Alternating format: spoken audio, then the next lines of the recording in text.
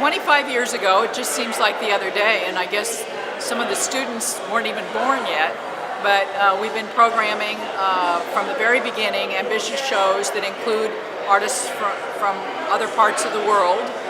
We started out with Swiss artists and an American artist, and here we are with an artist from Rio, an artist from Mexico City, and an artist group from Cuba. So we're quite interested in focusing on Latin America and the broader world.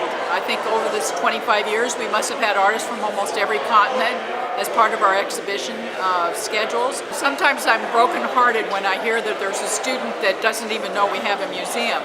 But what I hope is that the artworks that are on display, the ideas the artists are dealing with, translate into their whole educational experience.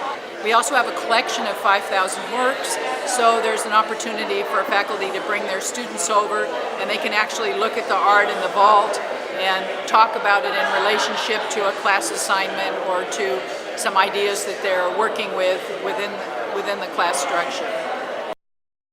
It's a project called Disarm, and it's a series of musical instruments that are made from destroyed weapons. You know, in Mexico we have recently, in the last 10 years, have seen an increase in violence because all the weapons that come from the United States. Because it's very easy to buy weapons, too easy to buy weapons in the United States, so I thought, well, perhaps there's something that can be done.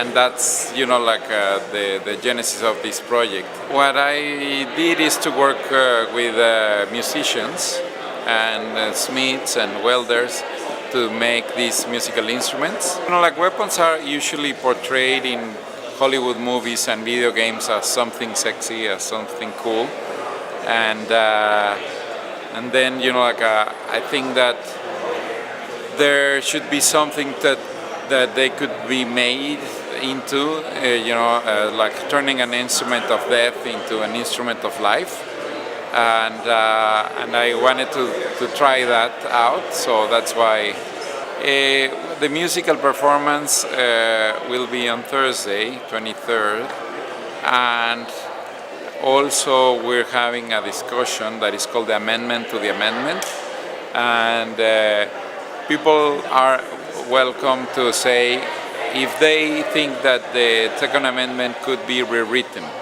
Some people may say that it should not be rewritten, you know, like that is okay the way it is.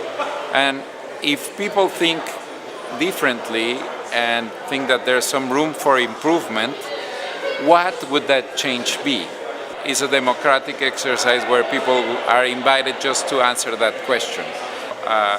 It's very important to have a museum in a university because a museum is a place for creativity, and it's very important to have that kind of spaces.